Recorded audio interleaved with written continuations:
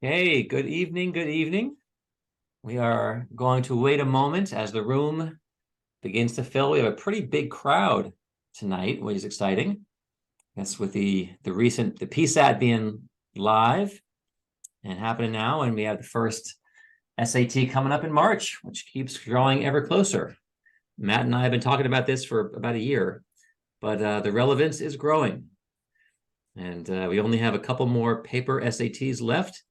And then we are all digital all the time, all the way. So again, the room is still growing. Give it another maybe 20 seconds, and then we're going to jump in. By way of introductions, I am Dr. Jed Applerouth, founder of Applerouth Tutoring. I'm here with my esteemed colleague, educational SAT expert, Matt Kiesner.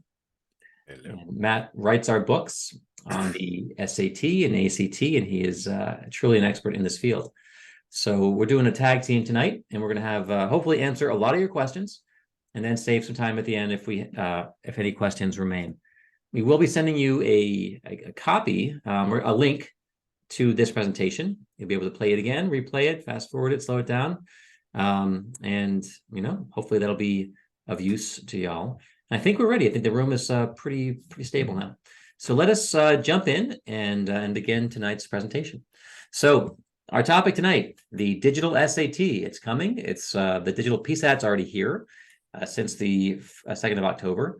And so, but of course, as an introduction, those of you who are new to Applerouth, one of the primary things, what we do, we work with students. We help them change their beliefs about their abilities, testing, grades, other things, and then we change their outcomes and change their lives. That's our goal. We do 3 things at Applerouth.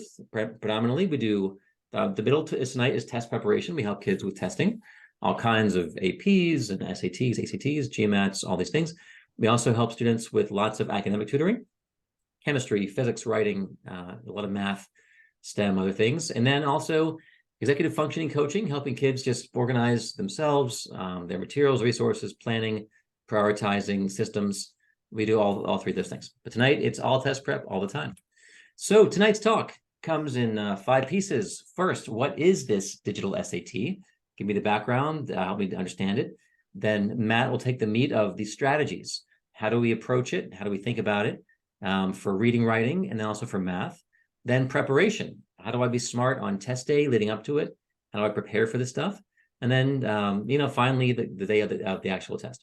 So those are our pieces, and we're going to jump in. I'll take the first little section, just giving you a background in terms of what is this test. And it's pretty short and sweet. Those of you who took the PSAT in the last couple of weeks, you took the exact same format as you're going to see in March. It is just a short test. You have 2 32-minute modules for verbal. Then you have a little 10-minute break. You have 2 35-minute modules for math, and then you're done. That is it. Short and sweet. You're in, you're out. You're going to have a couple of items in each section that are experimental, which don't count towards your test, but they help the College Board figure out the level of difficulty of problems for future tests, and also to make sure they're not biased. That really isn't going to affect you in any way, but know that there used to be an experimental section. Now they're just a couple items that are dropped in. Now, this test is adaptive, and we get lots of questions about what does that mean. Those of you who took the PSAT in the past couple of weeks know what it means. They're going to give you a baseline module, which is the same essentially for everybody. And then same level of difficulty in the mix of items. But then if I do really well on that, about 2/3 correct, I'm going to be routed to a harder adaptive module for the next part. If I do under 2/3, I'm going to be routed to a relatively easier module. That's what adaptive means. The test adapts to my performance. It's not item adaptive, it's section. So the whole section, I could change answers, go back and forth. But then once that thing is finished, it scores me and then puts me either up to the harder one or the easier one. That's how this test works. All right. Now, often we have questions from parents. How do I know if I got into the harder module? Well, the test doesn't tell you in real time if you went easier or harder. And also that when you get your scores back, it doesn't tell you either. So there are many students who will never know if they went to the easier or harder module. And ultimately, trying to figure it out in real time isn't very helpful. And so that's just kind of a thing where we advise our students take every problem one problem at a time. Don't worry about where I am in the test. Am I in the easy, hard? Just do your best on every single item. Now, the administration of the test, again, those of you who just took the PSAT, it's the exact same thing. About a couple days earlier, you're going to download the Blue Book app onto your device. Typically, you're going to use your own device, whether it's going to be a Chromebook or a tablet or a MacBook, some device you have, and the Blue Book app is then on, in the hard drive. On test day, that Blue Book app is going to open up and lock down your computer. You're going to enter a code at the test center, and then that code unlocks your test, and you're off to the races. We had a few hiccups last Wednesday when there were 1.2 million kids trying to access and unlock their SATs at the same time, which is the biggest testing day essentially of the entire year. And there were some kids who got stuck and they couldn't access it. But you're not waiting to download the test. You're just waiting for the handshake to occur between the code you put in and the server, and then it's unlocked. But there was just, they didn't plan for the peak, and they had a few problems. You may have heard about that in certain markets, on the East Coast especially. They fixed it by the time it got to Chicago and the West Coast, but there were some East Coast issues between 8:15 and 9:15. And some kids had their tests rescheduled because they just couldn't. It was the spinning wheel of death for about an hour for some kids. But that should not happen. And honestly, we're not going to ever have that volume again, except for on the PSAT. All right. So that's how this thing works, the Blue Book app. If you're curious what your test will look like, you can go right now to type in College Board Blue Book app and download it, and you can see and experiment and explore with one of their tests. There are 4 practice tests that you can look at and play with tonight. So taking it, everything happens within this Blue Book app. Again, it locks down everything. You can't go on the internet, you can't text chat, so you're in this app. There's a timer on the very top, tells you how much time you have remaining. And there's going to be a proctor who has a tablet, and they're able to actually track the kids in the room, who's stuck, who's having any issues. They can see where you are, if you've been frozen for a while, and so forth. Every student can bring their own calculator if they want, and many of our students do, but also there is a calculator built in to all the math sections. They're going to give you 3 pieces of scratch paper. If you need more, you raise your hand. And if you have any accommodations like extra time, extra breaks, they are built and baked into the application itself. So you're not relying upon the proctor. When you sign up, if you have an SSD code for disabilities, when you go and log in, your accommodations are already automatically baked in. So it's very simple. Now, there are some questions about technology, because the tech, parents are, how does it work? And typically you download the Blue Book app, and the test, it'll be encrypted and locked on your device before test day. So when you get there on test day, you need Wi-Fi just for a moment. You need Wi-Fi and connection for a few moments. Last Wednesday, there were just too many kids trying to access it, so they still couldn't get that handshake to happen. But it takes literally seconds for they give you the code, and it validates your code, and then it's unlocked. And then at the very, very end of your test, you need Wi-Fi for another few seconds to upload your text file, which is 30 kilobytes. It's nothing, which has your answers, and then that goes up to the cloud, and then you're free, you're done. That's all it is. If your machine freezes, everything is going to be saved and timestamped onto your device. So even if you power down, everything is saved. You had 13 minutes left. You were on question 22. Your last answer was C. It's all saved automatically. It's like Google Documents. You have to charge up your stuff in advance. However, for kids taking with extra time, they're going to give you a power cable. And also, if you have any problems with, if your device does lose power, there's going to be a technology room, and they're going to have power cables and so forth to help you charge your device. Okay. College Board is funding a school-assigned IT helper to help be there for that piece. And Chromebooks are available if and only if the school distributes them and installs the app. Otherwise, other computers are available to be used. All right. Now I'm going to hand this over to Matt Kiesner. Yeah. Thanks, Jed. And I should also mention, if you have any questions as we're going through, we have a Q&A open. I think we can see that, and we'll have a good little Q&A discussion at the end there. Also, if you took the PSAT and have anything like want to share your experiences, I'd love to hear about them. I've heard from some of my students, but if did it go smoothly? If not, that may reflect some of your experiences. Love to know. So we'll start with the reading and writing section because it's the first part of the test. It is very predictable. that there was an order to each of these. It's always going to start with craft and structure. These are questions that are we're going to start off with vocabulary and picking the correct word to logically complete the text. Then it's going to move to text structure and purpose, which is like what is this sentence doing, contributing to the overall text, or what is the structure of the text. And then finally on cross-text connections, which is just like a one comparison question. Then it's going to move seamlessly into information and ideas. And so that's going to be central ideas and details. It's like those are questions that you would expect. Like they're classic reading questions like main idea and that stuff. Command evidence is where you have to, the answer choices are evidence that relates to the claim of the passage. And then inference is where you finish like the last sentence of the passage by using logic. One of the changes is that the reading and writing sections are now integrated. So like on the paper test, it was reading and then writing were separate. Now they're all within each module. So then it moves into the English Standards Conventions. Boundaries is like commas and clauses and punctuation and stuff. Form, structure, and sense is verbs and pronouns and misplaced modifiers. And then it ends with a questions on transitions, like which is to use however or furthermore, and rhetorical synthesis, which is about taking ideas and kind of putting them together. And we have examples of those ones as well. But all right, so we've got a reading strategy. Because each of the reading questions, it's one text, one short text, and one question. It really makes sense to just focus on that question as you that is your one task. In the past was and on the ACT, we don't really say you should try to learn all the questions before you read the passage because it's 10 questions. But now it's a short text, one question. You really you need to be able to determine what question type it is. Then you read the text with that question in mind, and you can. It's as on all these tests, it's easier to eliminate wrong answers. It's easier to see why something is incorrect versus why it is correct. So here we got what the Blue Book app looks like here. I'm going to grab my annotate. I got a new annotate. Let's see, there's the vanishing pane. I like this.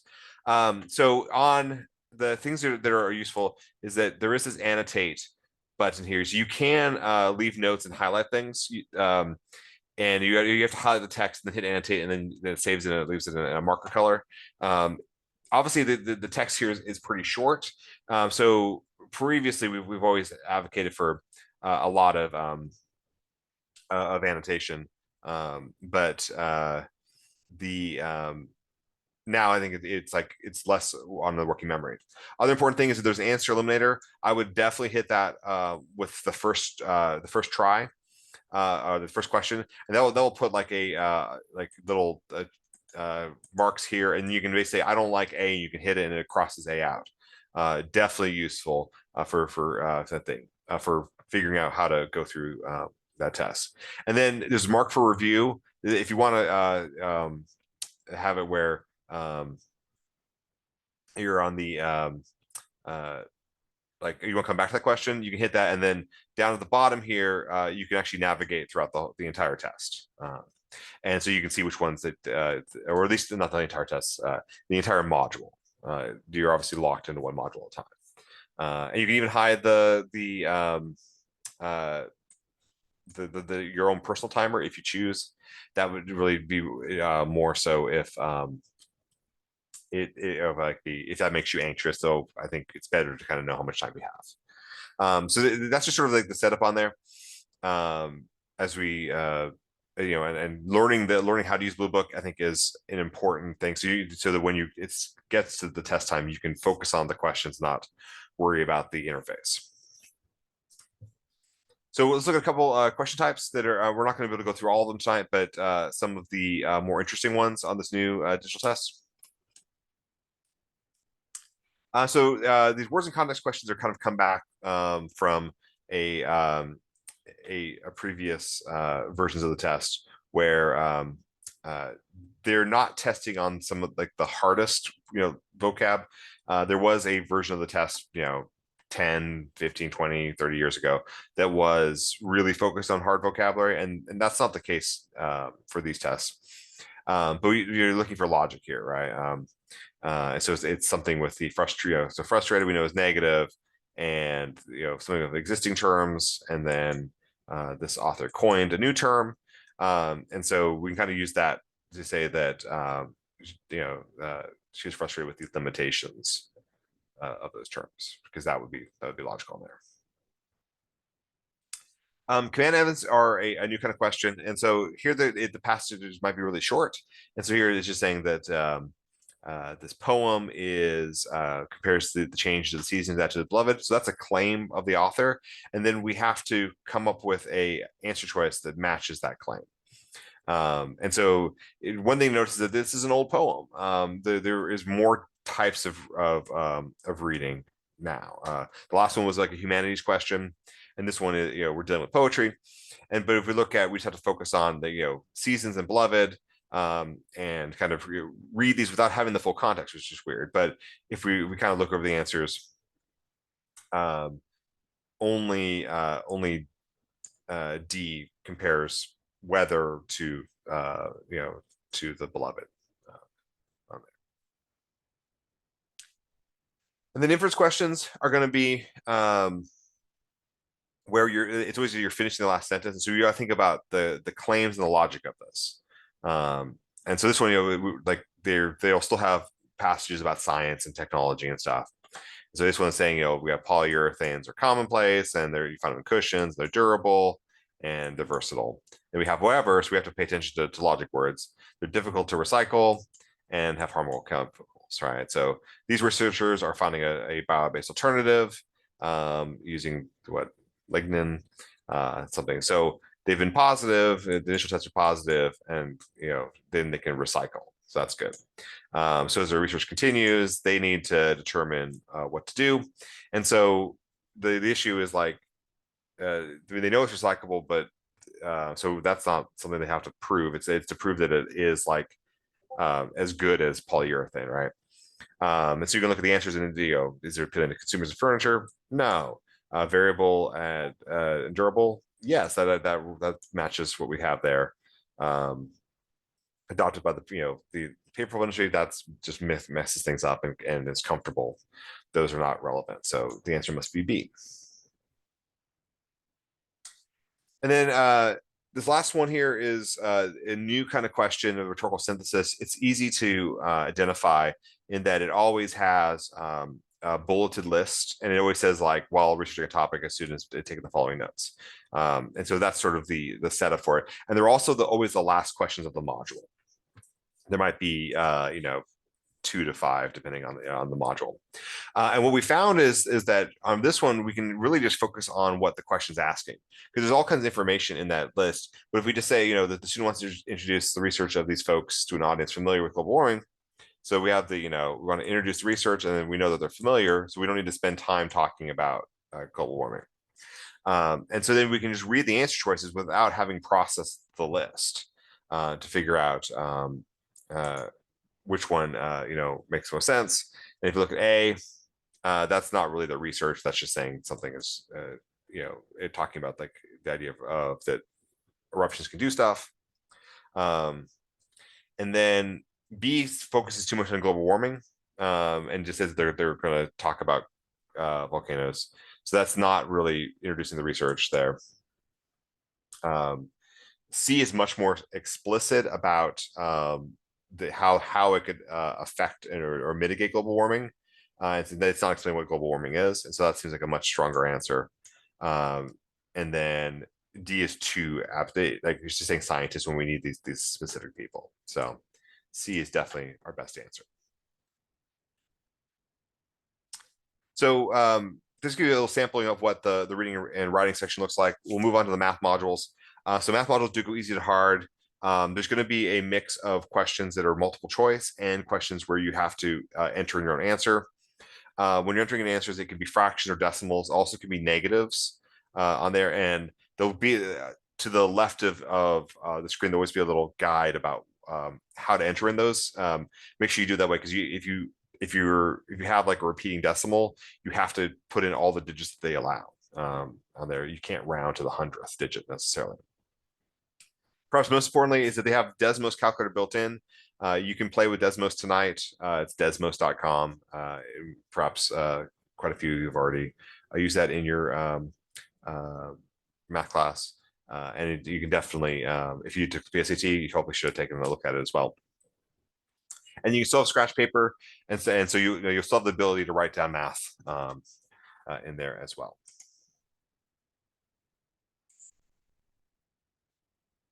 All right, so we'll on the excuse me,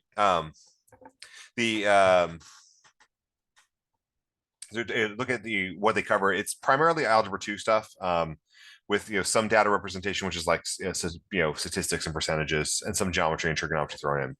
But it is mostly on understanding algebra and manipulating equations, understanding linear and parabolic graphing and systems of equations.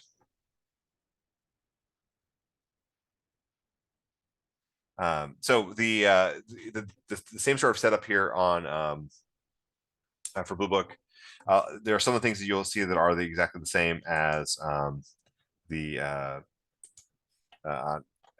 reading section. There's still that answer eliminator. Still recommend turning that on. There's still the mark for review. But now we have the calculator. And so if you put calculator, that'll actually launch Desmos in the browser as a little sub window. And that reference thing is going to has geometry formulas on there. There's not very many geometry questions, but if you just don't remember how to do the area of a circle, or it could be something like the volume of a pyramid or a cone, that information is there. You just have to remember to click on it. But otherwise, it's the same. The only difference is that you can't annotate the answers like you can on the reading, which I think is a little weird, especially for word problems. You might want to grab the certain pieces, but unfortunately, that's a limitation on Blue Book at the moment. But their reading is less of a thing. They really went through the test, and they wanted to make the reading section about reading and the math section about math and not have a lot of crossover. So there's no math on the reading section, even though there might be a graph in there, but you wouldn't have to do any like even subtraction or something like that.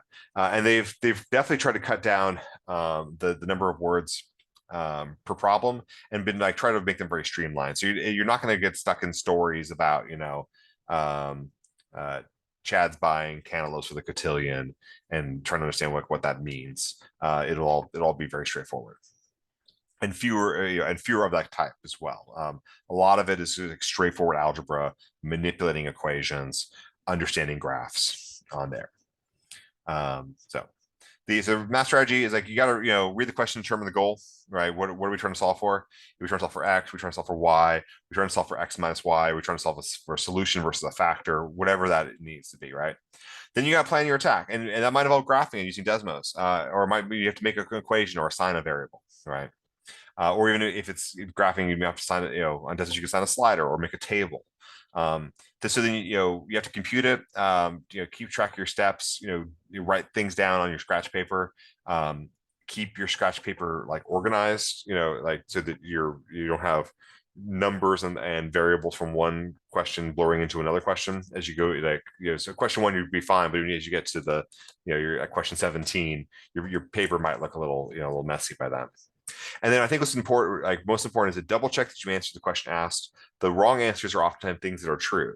So maybe you found X and you found the true value of X, but they want Y, right? And or you found the area of the circle and they want the circumference. And just making sure that you know which one to go for. And then learning how to use Desmos. So a lot of things can be solved with Desmos by just putting in the equation and graphing it, and understanding that.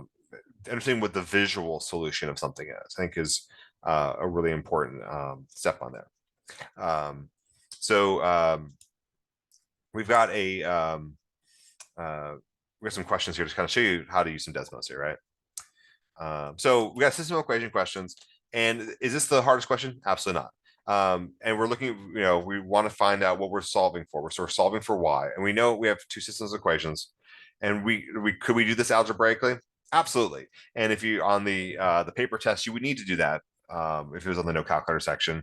And you could do system of you do elimination. You could pretty easily get rid of y's and then just have x and plug back in. But now we're on Desmos, baby. So we're gonna Desmos this. If you can go to the next slide, and then boom, you can just type in the equations as given, right? Notice that in Desmos, you don't have to make it into y equals mx plus b form like you would on most like TI-84 calculators. They want to have it where it's y equals is your so it's done in function notation. But Desmos will take anything you give it, and so you just type these in, and then a solution is where they touch. It's where they intersect, and so they ask for the y value. So the answer is 3 because you just click on that point on there. And then the things, all the points are nicely labeled there on Desmos. Like it'll lock on there. So definitely the easiest way to solve it. And we got quadratic here. So function point has zeros at points A and B on x coordinate plane. What is the distance of line segment AB? Okay, so we're looking for that distance of line segment A and B. Now, could we factor this? Sure. It's got a 2 in the front, so it's not the easiest factoring. But doable, right? Or we could use Desmos. And then, so on Desmos, again, we put in here, we look at it, the solutions are when it crosses the x-axis. We have negative 3.5 and we have 3. And then, and so we're going to assign those as A and B as our, and it's asking for the distance of there. So we just have to add those together. So the answer would just be 6.5, right? And just make sure you know what you're solving for. And then we got some gross stuff here. We got some rational expressions here. And can you solve this by algebraically? Absolutely. You said you could create a common denominator and put those together. But you also can use Desmos on here because you can graph these rational expressions. And you can put them in there. Now they're going to graph weird because they're going to have asymptotes and everything, but we can do it. So next slide. All right, so on here, like if you see that there's kind of the gray line, like this thing here, that's the that would be you would graph the first expression first, right? And then you could just you could plug in all the answers and have them layered. And we need the one that matches. So A is way out, but B and C are pretty similar, but there's some difference there. And I hope you can see the like the light gray. Obviously on Desmos it's going to be colored and it'd be easier to look at. But D is the one that works because they lay exactly over over each other. Then they're going to be like they're equivalent, and so we're using Desmos and understanding graphing. We don't have to do all the steps of the algebra. Jed. Excellent. All right. So thank you, Matt, for that for the meat. And we'll talk about this a little bit more about the adaptive nature of this test. So it's important to understand that we've heard from students that if you get routed to the harder module, typically you're going to have to adjust your pacing a little bit because it really is a very different balance of questions. And I want to demonstrate that and show you some of our analysis. So here we go with this one. The baseline module looks like this for everybody. You're going to have about 2 level 1 questions that are super easy. You're going to have about 10 level 2, about 7 level 3, and about 3 level 4. So the majority of the questions are in the middle. Okay, a few hard, a few easy, most in the middle. If I get under 2/3 right, I miss, let's say 7, 8 questions, I'm going to go to this module, and this you can see skews on the easier side. I'm going to have not 2, but I'm going to have 7 level 1 questions, so a lot more easy questions. I'm going to have 9 level 2. I'm dropping from 7 down to 5 level 3, and from 3 down to 1 level 4. However, if I get more than 2/3 right on the baseline section, I'm going to the advanced module, which looks like this, which again looks very different. It's not skewing towards the easy, it's skewing to the hard side. I dropped from 7 down to 1 level 1 question, from 9 down to 4 level 2. I'm popping from 5 up to 12 level 3. And then in terms of level 4, I'm going from only 1 to 5. So the experience is different. If you were at the middle baseline module and suddenly, whoa, it's a lot harder. So you have to shift your pacing somewhat. And you'll typically know, am I going easy or hard based on past performance on practice tests. And so you get a sense of, typically I go to the hard ones, therefore I have to pick it up a little bit because I'm not going to have as many easy questions. That's just feedback we've received from our students. Other piece of this, we mentioned that there was this really nifty thing, the mark for review that Matt showed us. And I've actually enjoyed this myself, taking the test, that there are times when I've accidentally skipped one. And when you're in the mark for review, when you hover over it, it says, oh, you actually didn't answer 4. It's like, oh, so this essentially eliminates ever getting off gridding or skipping one or miss bubbling. That goes away. And also a really great tool is if you're not sure about a question, you flag it. In the old world, I would circle it at circle number 7, circle number 10, and then go back to them and try to find one with a circle. But now I can see quickly 6 was flagged, then 15 is flagged, 19 is flagged. I can go bam, bam, bam. If I have a minute left, I can answer them all very quickly in a very efficient, expedient kind of way. So this is a pretty nifty feature that we like. One thing that's interesting is there's been a pretty profound change in terms of scoring. And the test, they're not going to give you the same level of detail as they used to with the score return, because the scoring is really different. Forever and ever since 26 or 97 years, one question counted for 1 point, and the hardest question, the easiest one, is all 1 point. That goes away on this test.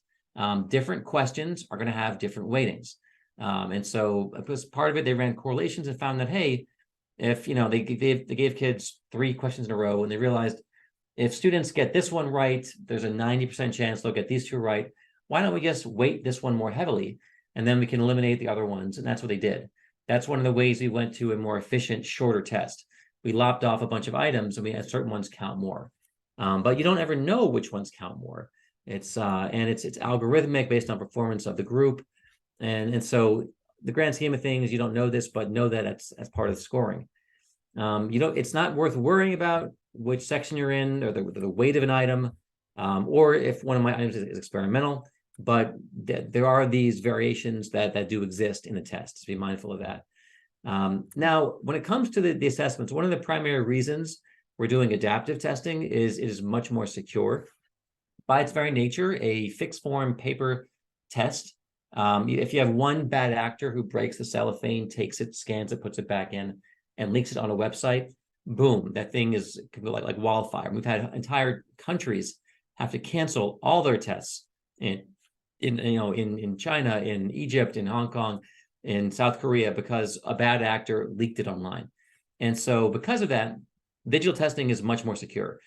And the way it works is every single student will have some variation. And they say every student is going to have a highly comparable but unique version. So far, what we've seen is that my number 13 might be Matt's number 7. The answer for my question is C, but for Matt's, it's D. So we're changing the order of the questions, and we're changing the answer choices.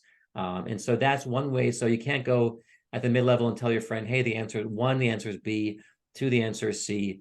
That's nonsense, because my 1 is your 13, and my answer B is your answer D. So that's one of the reasons why they're going to have students be able to take this over multiple days. Like for the PSAT, some schools are administering it over the course of like 5, 6, 7 days, because they know the kids can't go in the hall and tell their neighbors the answers. And also, I can't call a friend in a time zone and say, hey, here are the answers. Now that's gone. And then we also know they may be adding more variety in terms of, I see these 4 algebra 2 problems, but you see a different set of 4 that are the same weighting. So they may change the actual items, or they may do something with math called templating, where for me, I have a 3, 4, 5 triangle, but for Matt, it's going to be a 9, 12, 15 triangle. So my answer is different than his, even though it's the same concept being assessed.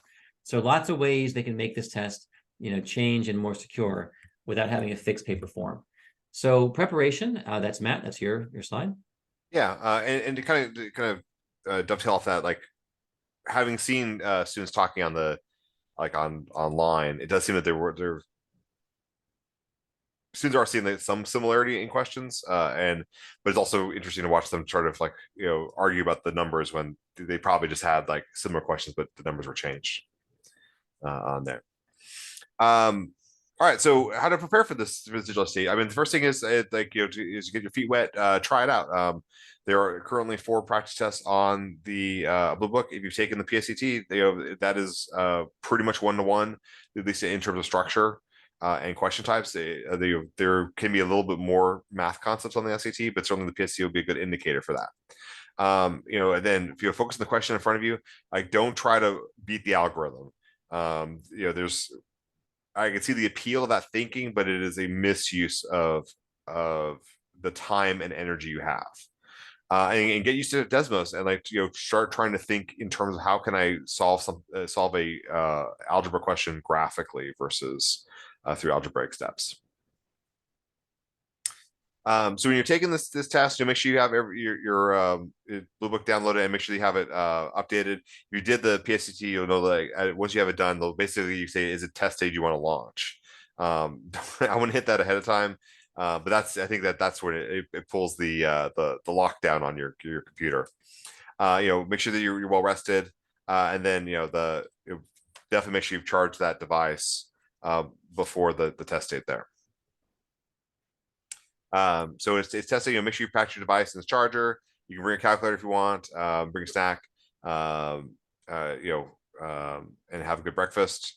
Grow a sweater. If you're taking it in a this thing was especially for the PSD, but make sure that you have a admission ticket if you're taking it at not your school. It's not an in-school test date.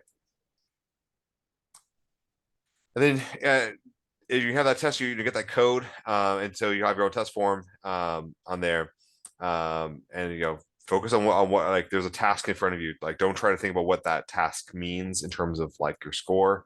We know enough to know that it's unknowable on there.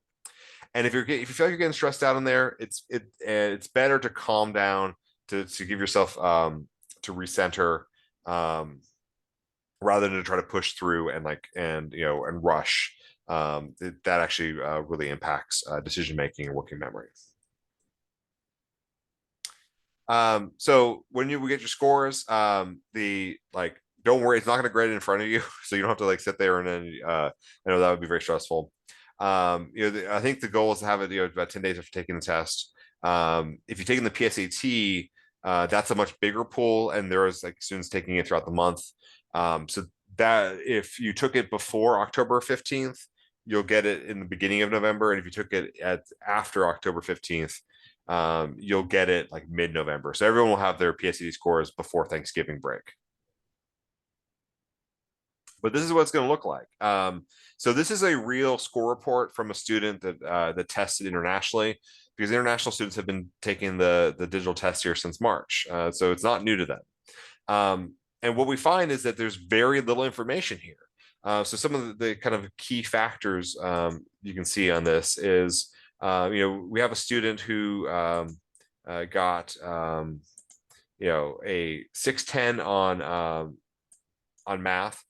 That student could have gotten to the upper level section, or they could have gone to the lower level section. We have no idea. That's definitely within the range for either one, depending on performance. And we just don't know. There's no way to determine that. The reading, 630 might be probably upper, but that also could be in that. And so you have these weird 7 bars here, which are, but how do we interpret these? For expression of ideas, kid got 6 out of 7 bars. There's 8 to 12 questions. So is that, 1 question off, 2 questions off, 3? We don't really know, right? Looking at that.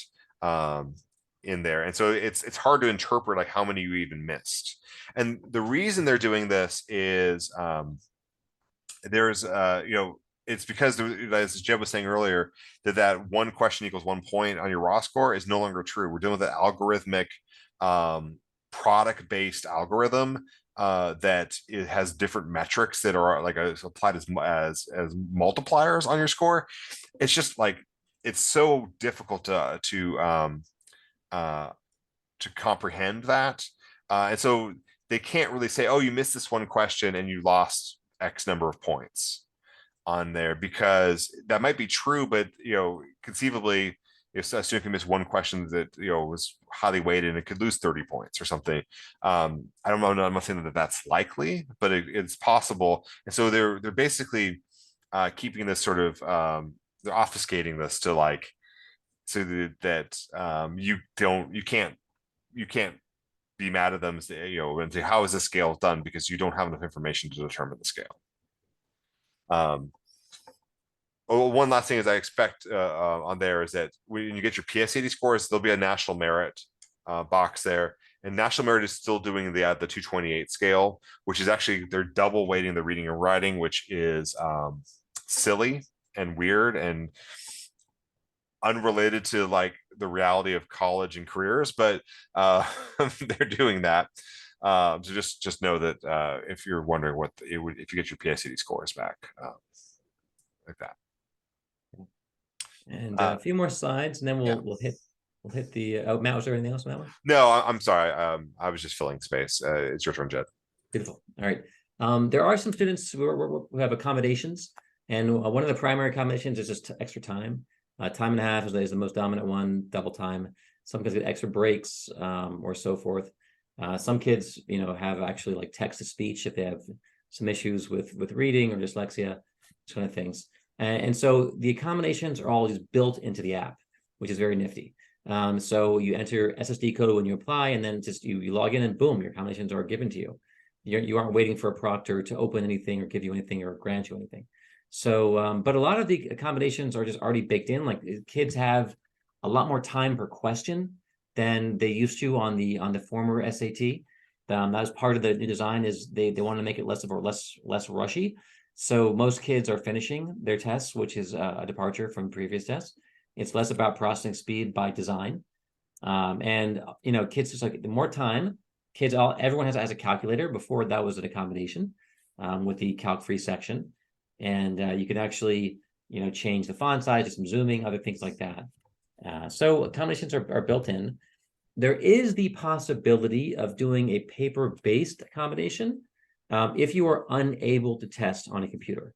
And I haven't had any of our students I've been aware of get that accommodation in terms of if you have some issue with visual acuity, you can't see a screen, but you have to reach out to customer service and tell them, and they're going to give you a slightly longer paper test. But it doesn't seem like this is a very popular option so far. We haven't heard much about this. Yeah. Once we do, we'll tell you what it feels like. But I think the College Board is bearing it too. I think they are. It's a pain. It's a pain for them. Yeah. To go back to that mailing system. So if they're minimizing it, they're hiding it, they're obscuring it because they don't want this to be a big thing. But it is a possibility if you can't take a test on a computer, which I don't know which kids those are. Because most like statewide tests, like the Georgia milestones or the New York Regents, they're all computer based. Unless again, if there's some issue with if your blindness, if there's Braille, or some kind of visual thing or whatnot.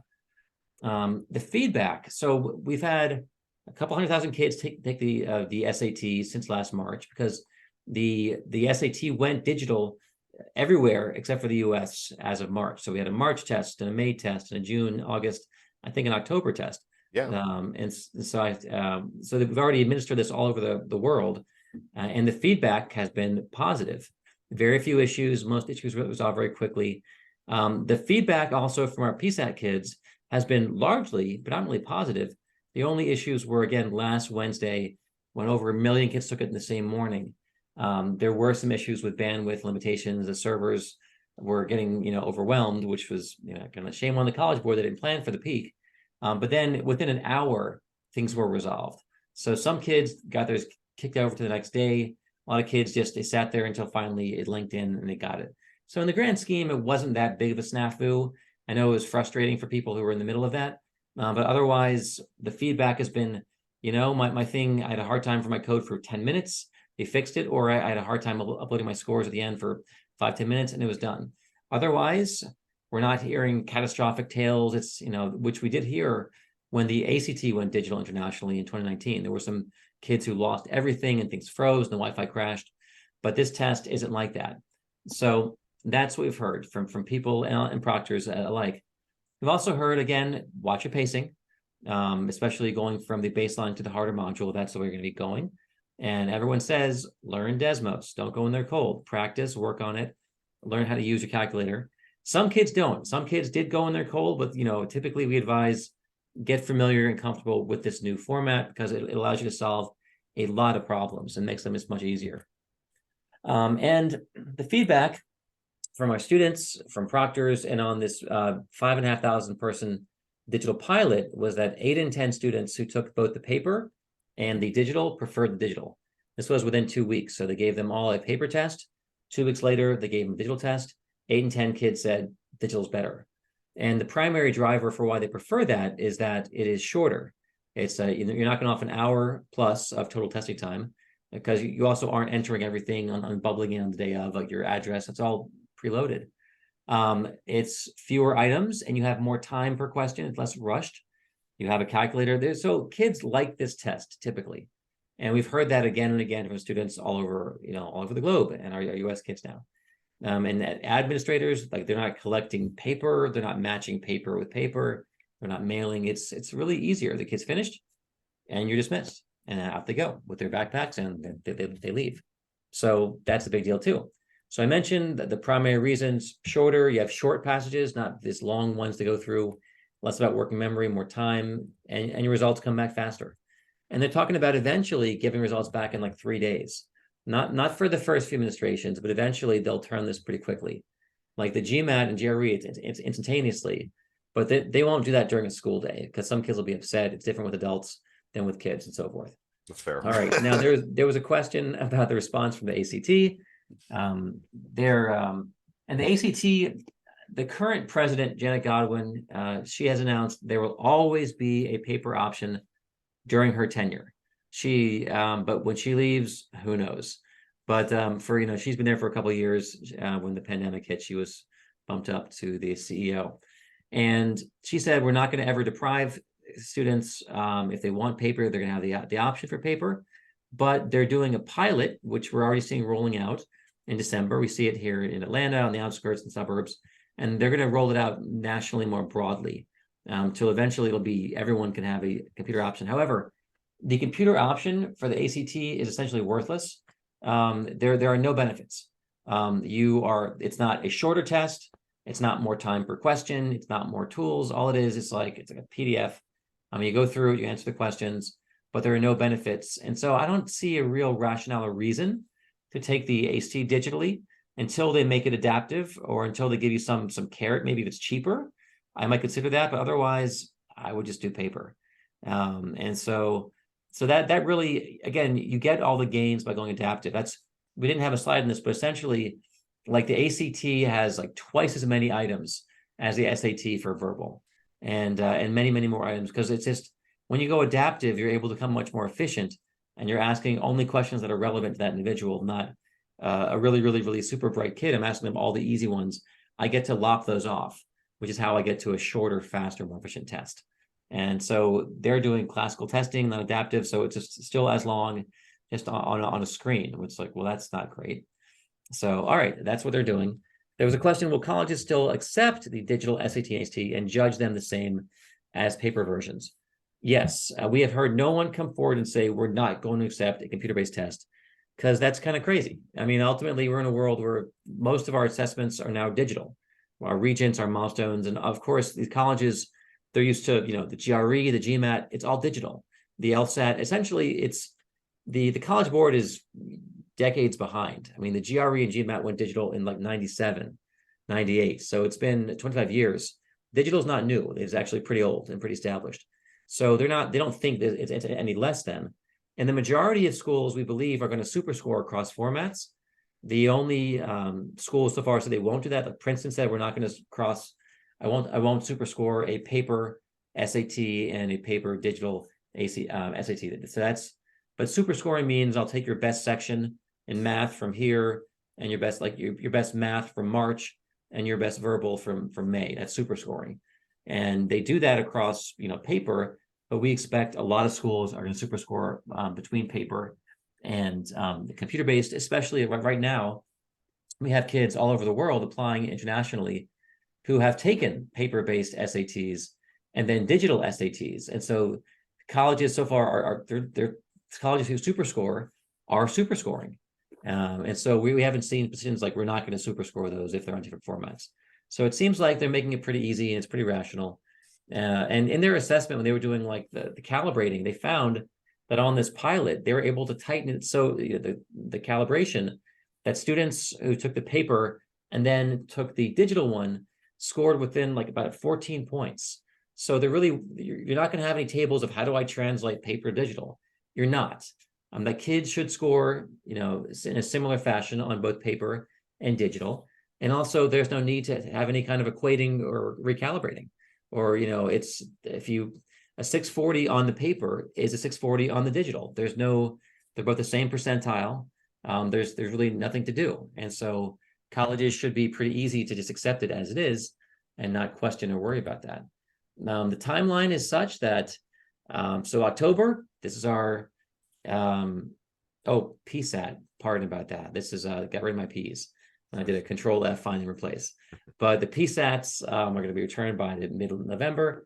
And then the last SAT that's paper, that's December. And then March comes, there's a gap. There's nothing in January, February, but March comes and paper is gone. Paper's retired unless you get the accommodation and you can't take a computer-based test. That'll be a very small number of kids. So that's it. And also be that new style of test. Exactly. Linear is still like the short questions. Exactly. So Matt, a couple slides and we're done. This is your slide. All right. So let's just figure out these testing options, right? So for those of you who are juniors, you'll have your PSAT scores, and you'll see that as an excellent indicator of how you'll do on the SAT. Recognize that it is out of a slightly shifted down scale. So 760 is a perfect section score versus 800 on there. If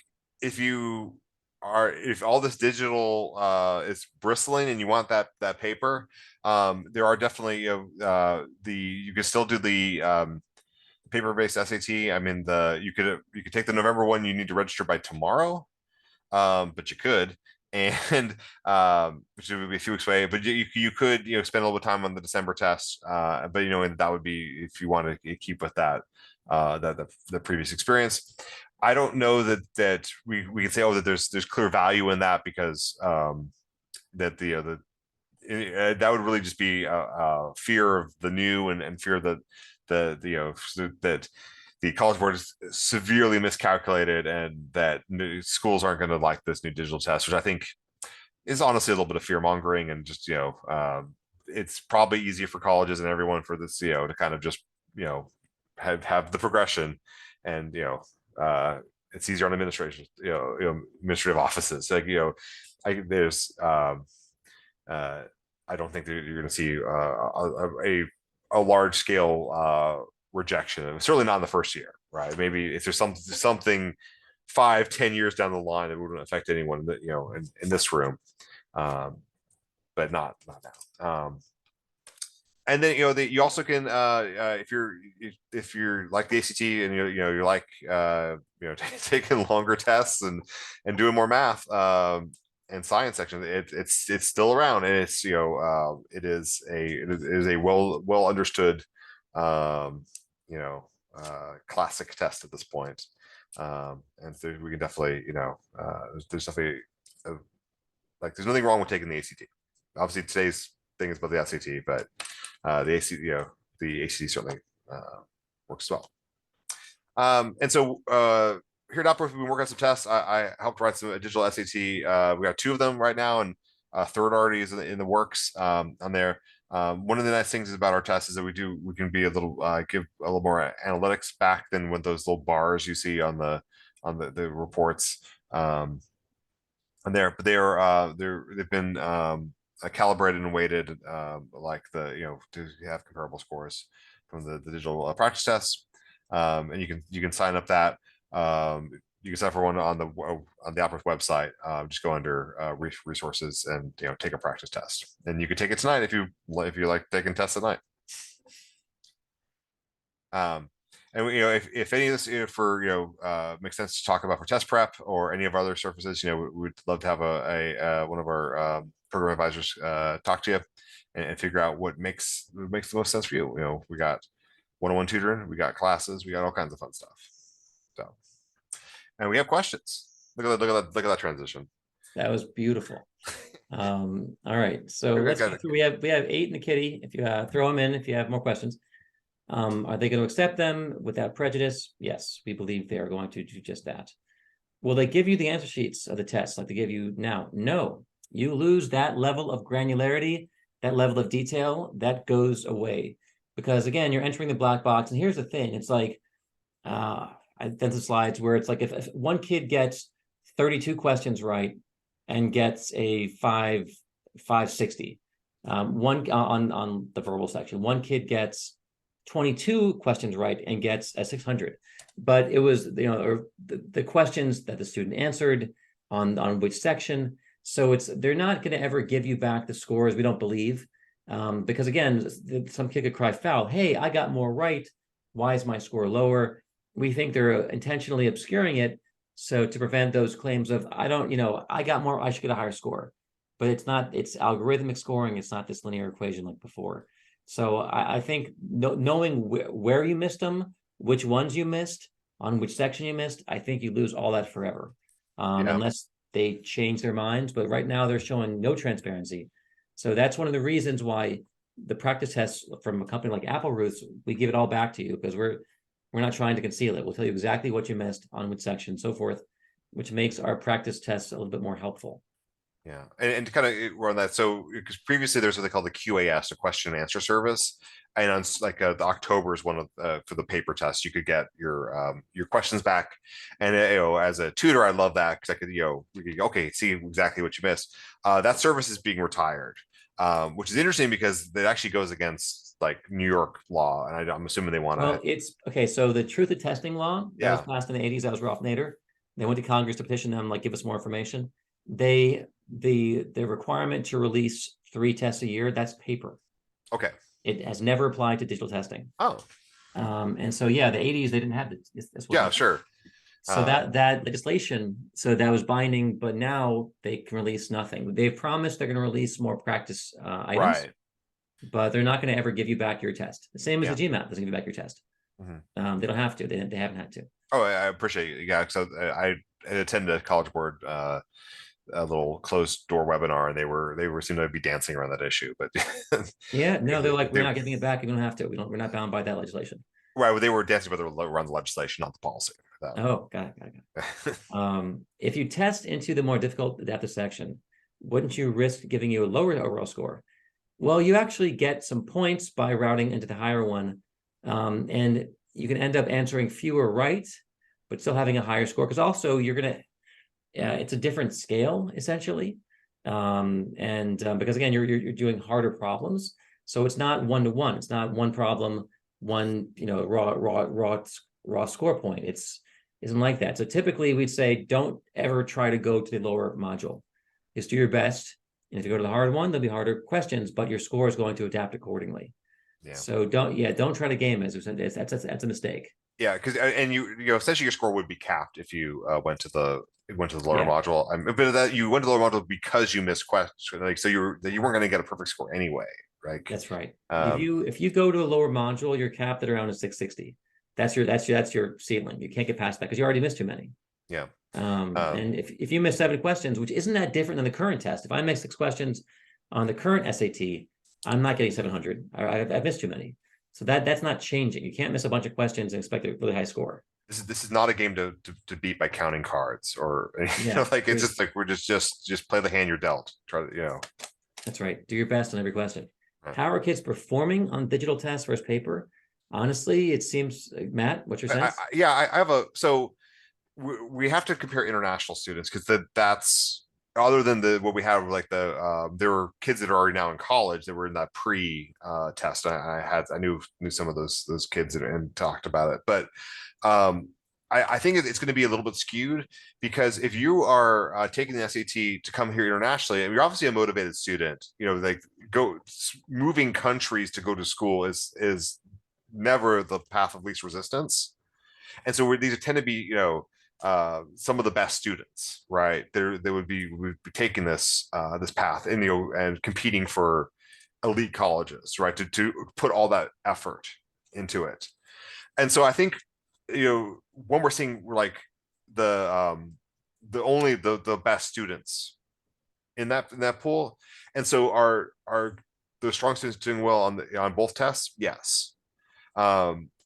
We haven't really seen that like widespread, and maybe really the PSAT might be the first of that. Of now it's it's all the students are taking it, including ones that are maybe not college bound, or we're not motivated on that day. And so I think it's a little too early to say, but the scores have been comparable on that. Are some students do better on one versus the other? Sure, there's going to be some range on that. I think that's the best assessment this early on. And I think it's important to think about who's taking it. Right. Next question. Based on the international rollouts, are there any stats available in the average scores as average digital? And again, Matt used to answer that essentially. And yeah. And from the pilot, there shouldn't be a net difference. That the mean difference is like 12 points. Which is not, that's a rounding error. And so in terms of the stats, it should be comparable based on the pilots that we've seen. Anyone besides Princeton who won't superscore across forms, that's the only one I've heard about. You've heard Harvard and Cornell say we are definitely superscoring across formats, no problem. We're treating them the same. And I think many colleges will treat them the same, but Princeton said we're not. I don't know why.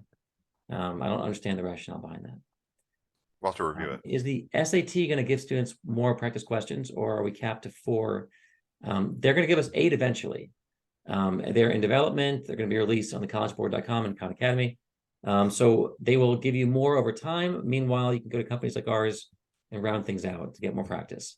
And there is a PSAT mock as well, so that on the college board's blue book as well, which can be used for practicing the SAT as well. So that's like 5. We have 4 SATs, one PSAT. That's perfect.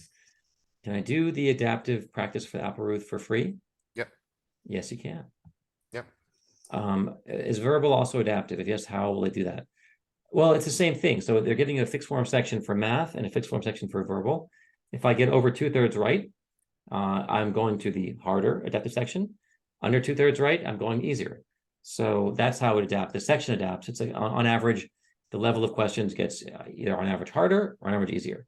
But there'll still be a mix of easy, medium, and hard for each one. Just the flavor, the recipe is different. Okay. Next question, Matt. I think that feels like in my wheelhouse. All right, so if you've asked a great question about, you found that the new sections, and we're talking about reading with poetry and history and dealing with like the note taking or rhetorical synthesis rather than logical sense order are much easier than the non-digital version. So to kind of compare how you create difficulty in reading, so it's easier in one sense is that it is fewer words on the page.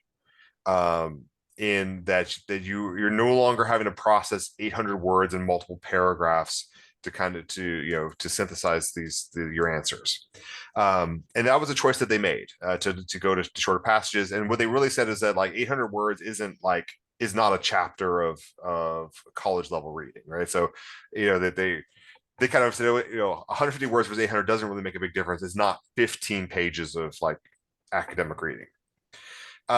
So in one sense, yes, that's easier. There's a much wider range of things. So it goes all the way back to Shakespeare. And so you might be dealing with, much more archaic language that's been showing up on the previous tests, a lot more technical language, like things that really dive into a lot of terminology of specific sciences on there. And that there's a stronger evidence on like claims and logic, and then the understanding how you put forth an idea. I think there's also to be said that like you're constantly switching topics, and I think that I'm taking it because I feel a little bit of fatigue, and maybe that's just an age thing, but it's like it feels like the TikTok of tests, like every minute's a new idea on there. But there are still difficult questions on there. It's on there, and there is you definitely do feel when you get if you get to the upper level, like there are harder passages than on on the lower level. So I think it's different, and it definitely familiarity and strategy is still really important. But I wouldn't say 100%. Oh, it's just an easier test on the reader. It's difficulty is in different areas. Perfect. Have we adapted the way students are tutored for the digital version versus paper? What are the modifications that we've made to our pedagogy, Matt? Well, yeah, I mean, there is a complete redesign of our materials. We have some assets already, but they're actually finishing the Applerouth guide. Hopefully, like by next week. I mean, these should go out to the printers on there. But like we recognize that teaching math in a Desmos world is like really changed how we present how to solve a question. And then we rewrote like all the reading and changing the how we approach this. Previously we liked annotation as our main thing. Annotation it doesn't have the value it did prior, just because we're not processing 800 words and you can see 3 sentences. And so we've shifted into understanding like how to identify claims and how to substantiate them and how to follow the logic of the passage. But there's definitely strategies for all these questions. We talked about a couple of them tonight, but I can assure you as the lead writer on that section that there definitely are new things, and we're not taking this idly. We've been working on it for quite a while now. There's a question about Desmos. Does having the Desmos shortcuts that we wouldn't have had before? Yeah. There are ways of solving problems with Desmos that were much more challenging with the standard TI. And so it's a very nifty tool. And that's why if you become masterful at Desmos, it's going to have a lot of pathways to solving problems that weren't available before. So yeah, it's a powerful tool. And that's it. We answered all the questions. So there's questions. We're going to send you a link to this. You can watch it again. Feel free to share it. And if you have any other further questions, if you want any help, email us. That's what we do. And good luck with the tests, whether it's a PSAT in the next couple of weeks or for that first March SAT. And if you want support for that with a group, individually, let us know. That's our gig. All right, y'all. Have a great night. Thanks for coming out tonight. Thank you. Take care.